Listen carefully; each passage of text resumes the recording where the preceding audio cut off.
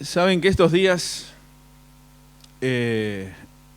algunos saben que hemos estado visitando en un par de días, el martes y el jueves, a algunos hermanos y muchas personas que no son cristianas, pero que no importa, se han visto afectadas por este tema de las inundaciones ahí en la zona de Rosario y de San José. Algunos me preguntaron por qué no subimos algunas fotos ahí en el Facebook de lo que se hizo. Y yo pensaba, en lo personal no subí ninguna porque se ha hecho mucho marketing con la necesidad de la gente. Y entregar una bolsita y subir una foto y hacer todo eso, entre algunos, con algún grupo que tenemos ahí de trabajo, que estamos involucrados en lo que estamos haciendo y coordinando algunas actividades, por ahí compartimos algunas fotos, pero la idea era que no estuviera, porque no sé a ustedes, pero a mí me da la sensación como que con la necesidad de la gente se ha hecho mucho marketing. Y hoy hablamos, creo que con Leticia, de que todavía están las cámaras prendidas, ¿no?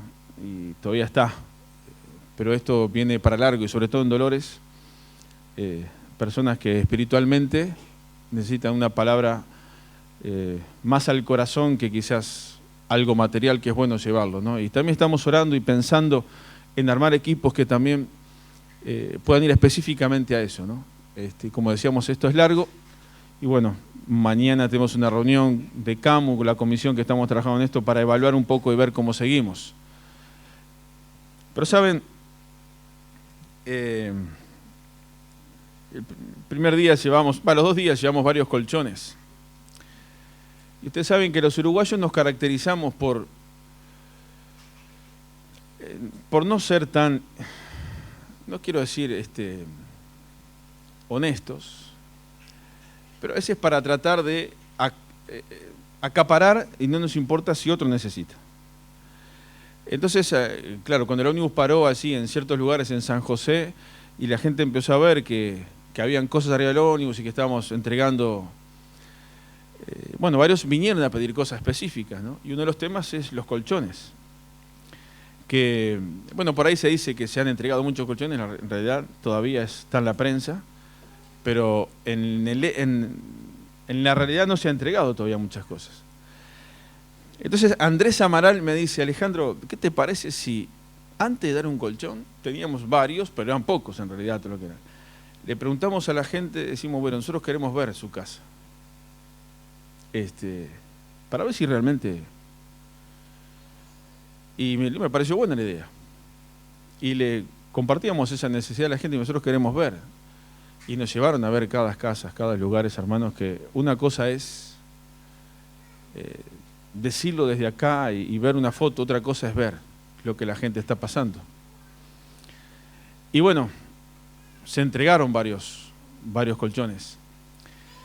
Pero en una fue Andrés a un enfermero que era enfermero el hombre y no tuvo más remedio que decir, y cuando fuimos habían 5 colchones apilados en su casa, ¿no? Y fue buena la idea esta, ¿no? Porque a veces el corazón del hombre es complicado, ¿no?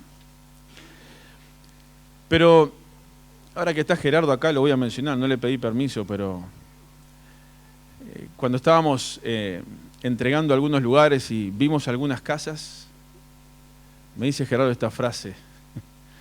Dice: prometo desde hoy no quejarme de nada de mi casa. Porque lo que vimos realmente a uno lo conmueve. Y yo después llegué a casa de noche y miraba a mi casa en el apartamento y miraba las cosas y digo, ¿qué pasa el perder todo eso? Y siéntense en su casa esta noche y miren alrededor todo lo que tienen y de repente todo eso desapareció por el agua o por un tornado como pasó en Dolores. Es muy crudo. Y a veces en estas circunstancias empezamos a valorar quizás cosas que tenemos y que nos damos cuenta que no la estamos valorando tanto. Y estaba pensando en este mensaje, me vino una frase, mirando, me acuerdo patente, la casa de una persona que tenía la marca del agua 2,20 metros casi. Y entramos a la casa y estaba todo dado vuelta, todavía ni siquiera habían intentado limpiar algo por ese desánimo. Y yo miraba a estas personas, miraba a esta familia, y se me vino una frase a la mente que es: cuando lo único que te queda son tus manos. Cuando lo único que te queda son tus manos. Y en realidad a mucha de esta gente lo único que le quedaba eran sus manos. ¿Para qué? Para volver a empezar. Y no es fácil. Y pensaba volver a levantarse, volver a caminar, dispuestos a avanzar. Creo que lo que estamos acá, quizás no en eso tan puntual, tan parecido, pero por ahí nos hemos encontrado en una situación en nuestra vida donde parece que solamente nos quedaron nuestras manos. Que quizás materialmente por ahí no perdimos. Pero en otras áreas, o en otras situaciones, e inclusive también materialmente, quizás en algún momento nos dimos cuenta y miramos y decimos: solamente me quedan mis manos. Y yo quiero reflexionar sobre esto en esta noche. Y pensar en que no solamente nos quedan nuestras manos, sino que hay alguien que es el motor principal para mover esas manos. Y de alguna manera tratamos de transmitirle eso a la gente, ¿no? Pero eso no se hace en 10 minutos. Ahora, yo no sé lo que estamos acá. Quizás no hemos en estos momentos atravesado una situación similar, pero quizás hay algo que de alguna manera pareciera una situación similar, de algo que nos desborda, y capaz que alguien en esta noche tiene que realmente, o yo mismo, darnos cuenta de que aunque queden solamente tus manos, alguien tiene que mover esas manos. Porque muchas veces nosotros ni siquiera tenemos fuerza, ni la sabiduría, ni la inteligencia para poder mover esas manos. Y quiero pedirle que me acompañen a leer un pasaje muy conocido en Lucas.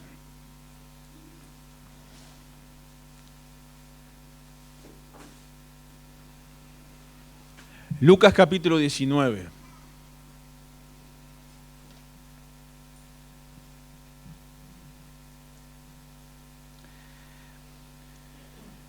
Y vamos a leer unos versículos que lo vamos a dividir en dos partes. Lucas capítulo 9, versículo 18 dice: aconteció que mientras Jesús oraba, aparte, Lucas 9, 18. Dije 19, perdón. Lucas 9, 18. Lucas 9, 18 dice: aconteció que mientras Jesús oraba, aparte, estaban con él los discípulos, y les preguntó diciendo: ¿quién dice la gente que soy yo? Ellos respondieron: unos, Juan el Bautista; otros, Elías; y otros, que algún profeta de los antiguos que ha resucitado. Él les dijo: ¿y vosotros, quién decís que soy? Entonces respondiendo Pedro, dijo: el Cristo de Dios. El Cristo de Dios. Una respuesta concreta. En otros pasajes agrega quizás alguna palabra más, pero esta palabra concreta: el Cristo de Dios. El ungido de Dios. El enviado de Dios. Aquel que había venido a este mundo con un propósito específico. ¿De parte de quién? De parte de Dios. De alguna manera, alguien que era Dios mismo. Y que la gente quizás que los veía no lo podía percibir, porque muchos lo estaban siguiendo a Jesús un poco de lejos. Pero aquellos que estaban cerca, de alguna manera podían percibir y entender algo que los demás no podían ver. Por eso esa declaración. Y Jesús dice en el versículo 21, pero Él les mandó que a nadie dijesen esto, encargándoselo rigurosamente. Y diciendo, es necesario que el Hijo del Hombre padezca muchas cosas y sea desechado por los ancianos, por los principales sacerdotes y por los escribas, y que sea muerto y resucite al tercer día. Y yo pensaba cuando hace esta descripción, este versículo, es necesario que el Hijo del Hombre sea despreciado, que Jesucristo sea despreciado, desechado, dice, por los ancianos, por las autoridades, por los principales sacerdotes, por la religión y por los escribas, y que sea muerto. Como diciendo, es necesario que todo el mundo va a despreciar a Jesús. Y ahí pensaba yo, ¿y qué era lo que a Jesús le quedaba de alguna manera? Eran sus manos. Físicamente hablando, humanamente hablando, el sistema lo iba a desechar, lo iba a dejar de lado. Pero iban a estar sus manos. Sus manos que no iban a hacer cualquier cosa. Sus manos que iban a ocupar un lugar en la cruz que iban a ser muy importante. Manos que después se mostraron a aquellos que estaban un poco con miedo, sin saber lo que iba a pasar con ellos, manos que se mostraron a ellos y que tenían las marcas ¿de qué? Las marcas de la cruz. Manos que en un momento el Señor desde la cruz dice, Dios mío, ¿por qué me has desamparado? Era como que el sistema lo había desechado, aún Dios mismo lo había abandonado. Ahora, este Cristo, el ungido de Dios, mientras caminó acá en la tierra, simplemente menciono, fue un hombre que habló como quien tiene autoridad. ¿Se acuerdan este reconocimiento allí en Mateo capítulo 7? De aquellos que fueron a apresarlo, a llevarlo, pero escucharon a Jesús hablando como un hombre que tiene autoridad. Jesús fue alguien que mientras caminaba acá en la tierra, nos cuenta allí Juan capítulo 5 que siempre lo querían matar. Porque molestaba. ¿A quién molestaba? Molestaba al aparato religioso. Molestaba a la hipocresía religiosa. Y lo querían matar. Ese era Jesús, el ungido de Dios, aquel que los discípulos habían entendido quién era. Ese Jesús que rompió con todos los esquemas. ¿Se acuerdan cuando los amigos bajan a aquel amigo paralítico que no podía caminar delante de él? ¿Y qué fue lo primero que Jesús hizo? ¿Sanarlo o perdonarle los pecados? Perdonarle los pecados. ¿Quién es este? Solo Dios puede perdonar pecados. Este era Jesús que caminaba y iba rompiendo todas las estructuras religiosas que lo querían matar porque él mismo se declaró como hijo de Dios. Otros versículos que nos hablan de que conocer o ver a Jesús era conocer y ver a quién. El que me ha visto al Padre. Creer en el Señor, en Jesús, era creer en quién. Era creer en Dios. Recibirlo a Él era recibir a quién. Era recibir a Dios. Despreciar a Jesús era despreciar a quién. Despreciar a Dios. Honrar a Jesús era honrar también a quién. Honrar a Dios. Por eso el ungido, por eso el Hijo de Dios, por eso el Cristo. Para otros como leímos en esos versículos, Juan el Bautista, Elías o algún profeta del antiguo que había resucitado. Pero para aquellos que habían caminado con el Señor, que habían visto varias de estas cosas que vimos, para ellos era el Cristo de Dios, el enviado, el ungido, alguien especial. Y porque habían entendido esto, es que el Señor de alguna manera les va a pedir algo que ellos se van a dar cuenta que solamente necesitan sus manos. Y sigue diciendo este pasaje que estamos leyendo, el versículo 23. Termina el versículo 22, y que sea muerto y resucite al tercer día. Y decía a todos, si alguno quiere venir en pos de mí, niéguese a sí mismo, tome su cruz cada día y sígame.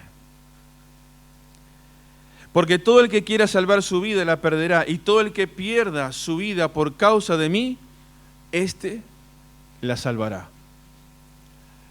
Ahora, ellos tenían que entender no solamente quién era Cristo, sino también tenían que entender hasta dónde estarían dispuestos a estar cerca de Cristo.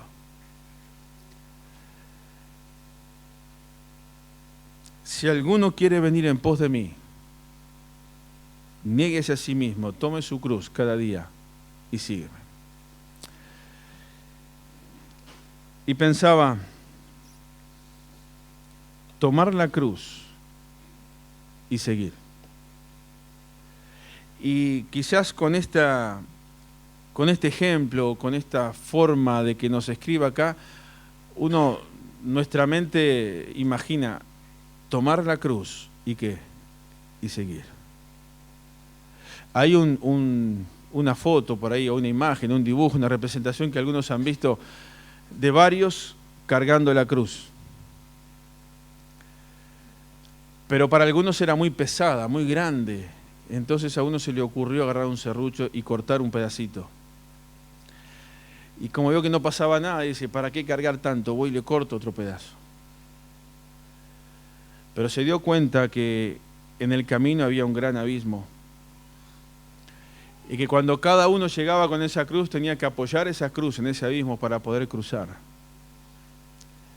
Pero este que cortó la cruz se dio cuenta que esa cruz no llegaba al otro lado y no pudo cruzar. Y nosotros sabemos que para saltar ese gran abismo de la muerte, del pecado, la condenación, de la vida eterna, solamente es a través de ¿qué? A través de la cruz. Y el Señor cargó su cruz, y siempre digo lo mismo, pero me eriza cuando veo en la película La Pasión u otras películas al Señor cargando su cruz. Y ver que entre esa gran multitud sale por encima uno de esos palos de la cruz. Y así está el Señor con sus manos cargando sobre su hombro. Y esta es la imagen que por ahí tenemos de lo que significa cargar la cruz. Y pensaba en esta gente que está pasando esta situación tan complicada, tan compleja, y se miran y solamente le quedan sus manos, y la gente que les puede animar, que los puede ayudar, y manos que vendrán de otros lados para ayudarles, pero tienen sus manos para seguir. Y pensaba, ¿cómo estamos nosotros, hermanos, en esta noche cargando nuestra cruz? Solamente quizás tenés tus manos. Y a veces estamos rodeados de mucha gente, pero estamos solos. Porque a veces los que están cerca mío no están entendiendo lo que yo estoy viviendo, lo que yo estoy sintiendo, lo que yo estoy pasando, lo que estamos atravesando. Y yo tengo que tomar con mis manos, ¿y qué? Y cargar la cruz. Y esto es lo que el Señor te dice, toma tu cruz y sígueme. No está diciendo, mirá, no te preocupes, alguien va a venir a ayudarte para tomar tu cruz y seguir. La orden, ¿cuál es? Toma tu cruz y sígueme.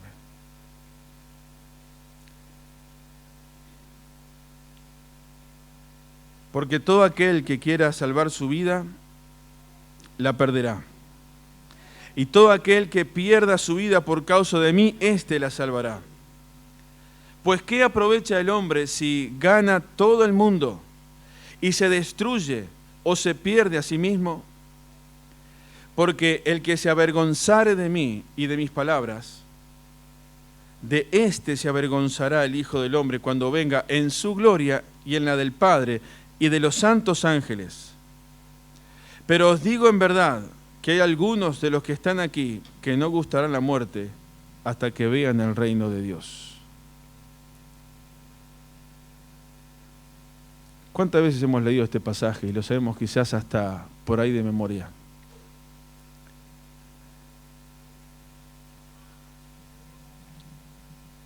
Y la pregunta que tenemos que hacer, o que me hago yo, es, ¿quiero salvar mi vida? Bueno, sí, Alejandro, si aceptaste a Jesús como tu salvador personal y reconociste tus pecados delante del Señor y Él entró en tu corazón, sos salvo. ¿Sí o no? ¿Estamos de acuerdo? Y todos los que hicimos esta oración, realmente somos salvos. Pero no solamente una oración que repetí, que dije y alguien me dijo, bueno, ahora sí, está. Ahora sí sos salvo y te vas al cielo. Sino una oración de un encuentro personal con Cristo que fue como la puerta que se abre para que toda la influencia de la Biblia empiece a transformar y a cambiar mi vida.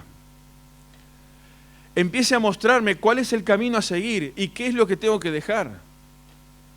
Esa cruz que empieza, esa puerta que me abre ese canal para empezar a transformar mi carácter, mis objetivos, mis prioridades. No es solamente una oración. Y ustedes saben que cuando yo predico y en la carpa y otra vez, me gusta, entiendo que es bueno hacerlo. Animar a la gente a orar aceptando a Cristo como salvador personal. Pero esa oración, si no está dicha de corazón realmente, si eso no es una oración con un corazón abierto, no sirve para nada. Y corremos el peligro, y también con los niños y con los adolescentes y con quien sea, de decir, bueno, hizo la oración, ya es salvo. Si la vida no cambia, si no hay transformación, quiere decir que solamente hizo un rezo, repitió algo. Porque la Biblia, la palabra de Dios, cuando realmente entra, transforma y cambia. Si Dios no te ha cambiado, significa que no sos salvo. Por su fruto los conoceréis. Esa es una frase que la dice la Biblia y la tenemos bien claro. Ahora, claro, hay frutos que van llegando con el tiempo. Es un proceso. No es la salvación un proceso, la salvación es inmediata. El proceso es el obrar de Dios en nuestra vida y vemos que Dios nos va cambiando. Y a veces avanzamos y a veces ¿qué? Bajamos. Y según el lugar que le demos a Dios en nuestra vida es como vamos a seguir creciendo o no, disfrutando de Dios o no, estando dispuestos a poner nuestra vida en las manos de Dios de tal manera que Él nos incomode en algunas cosas que no nos gusta quizás hacer, pero Dios te la pide. Toma tu cruz. Y para tomar la cruz solamente tenés que usar tus propias manos. Y toma la tuya, no la del otro. Si vos supieras, Alejandro, cuál es mi cruz, y si ustedes supieran cuál es la mía, y cada uno se puede mirar y decir, si todos supieran la cruz que estoy cargando, lo que estoy llevando, mira, no importa que lo sepan los demás, lo importante que es que lo sabe el Señor, que lo sabe Dios. Toma tu cruz. ¿Y qué? Y sígueme. Ahora,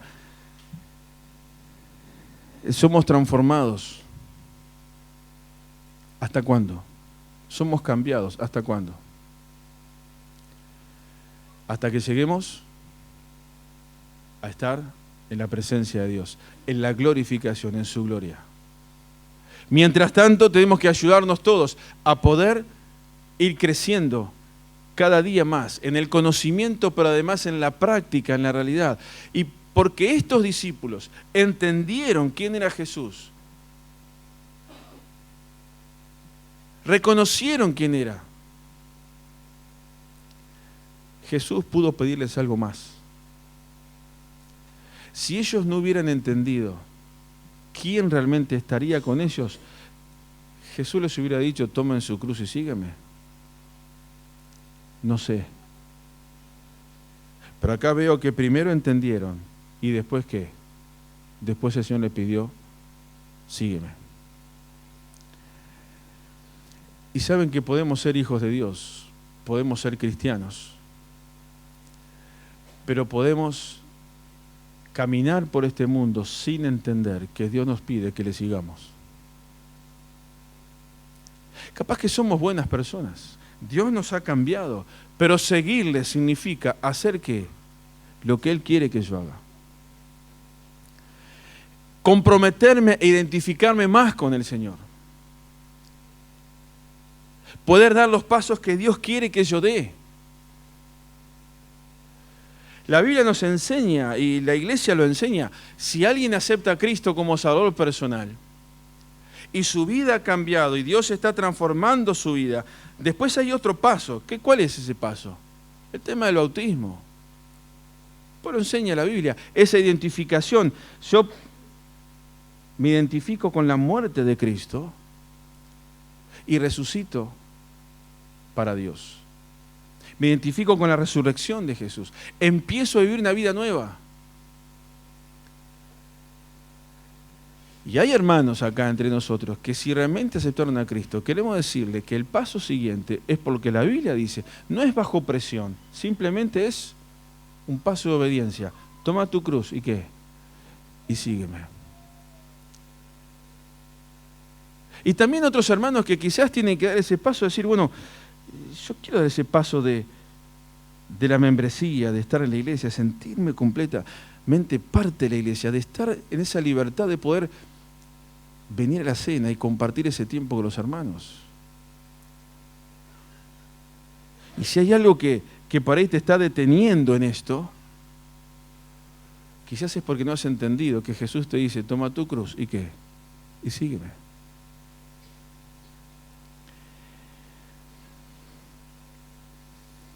Y ya se nos fue el tiempo, pero saben que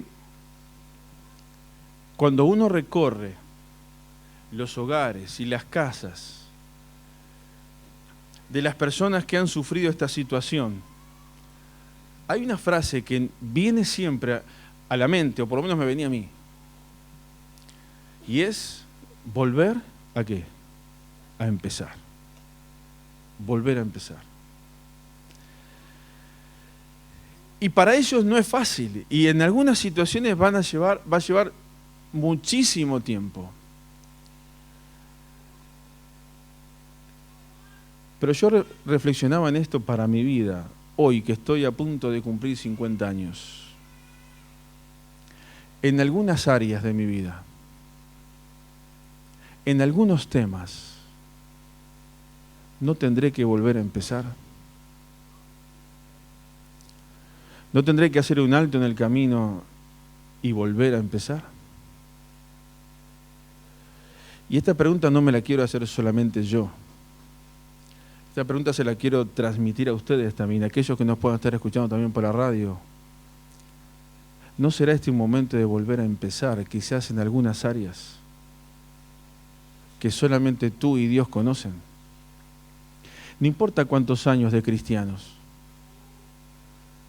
no importa cuántos meses, no importa el conocimiento o la experiencia que tengas, lo importante es el desafío en esta noche. Toma tu cruz y sígueme. Significa volver a empezar.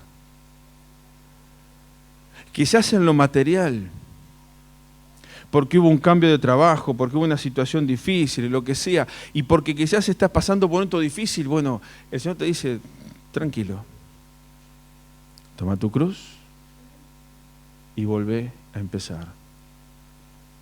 Una etapa del estudio, relaciones interpersonales, el compromiso con el Señor, volver a empezar. Y en esta noche quiero terminar. Y quiero que escuchemos una canción en este silencio, que no la va a cantar Leticia, es una canción que va a salir en el audio, pero que nos sirva para reflexionar. Después vamos a orar, pero pensando en esto, ¿qué te queda? Quizás a veces nos parece que tenemos todo, pero cuidado, porque a veces quizás no tenemos nada y solamente nos quedan nuestras propias manos. Y es muy bueno y muy disfrutable pensar y sentir que Dios nos ha dejado esta familia preciosa que es la iglesia, para ayudarnos juntos a cuando las manos se cansan, vengan otras manos para poder ayudar.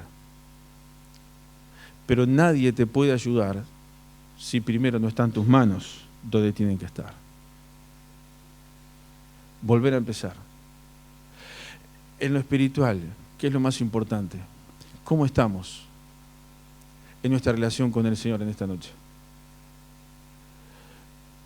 ¿Tendremos que volver a empezar en algo? Tendremos que reconocer, Señor, que tu palabra pueda mover las fibras más íntimas de mi corazón, de mi alma, y pueda reconocer por estar tan cerca tuyo que tú eres el Cristo, el ungido, el enviado, el Hijo de Dios, mi Salvador, y que me pides que con tus manos tomes tu cruz y sigas. Solamente quiero leer antes de que salga la canción un versículo nada más. Y después vamos a orar. El Salmo 69 dice: sálvame, oh Dios, porque las aguas han entrado hasta el alma. Y yo leía este salmo y miraba los hogares y las casas de la gente, y realmente el agua ha entrado hasta su alma, literalmente. Pero cuidado cuando el agua puede ahogar el alma. Y dice: estoy hundido en cieno profundo donde no puedo hacer pie. He venido a abismos de aguas y la corriente me ha negado. Cansado estoy de clamar, mi garganta se ha enronquecido. Han desfallecido mis ojos esperando a mi Dios. Pero el Señor nos dice, para salir de esta situación, volver a empezar. Toma tu cruz y sígueme. No bajes los brazos. Hay muchas razones a veces que nos impulsan a bajar los brazos, y a mí me pasa. Y a veces tengo ganas de largar todo y decir, no vale la pena seguir. Y decir, ¿para qué? Y nos pasa. Y estoy seguro, no soy profeta, ni adivino, ni mucho menos, pero estoy seguro que quizás en algún momento pensaste lo mismo. Pero ¿sabes? Vale la pena seguir. Vale la pena volver a empezar. Vale la pena tomar la cruz y seguir hacia adelante. Nos ponemos en actitud de oración y escuchamos esta canción que es corta, y después terminamos con una oración.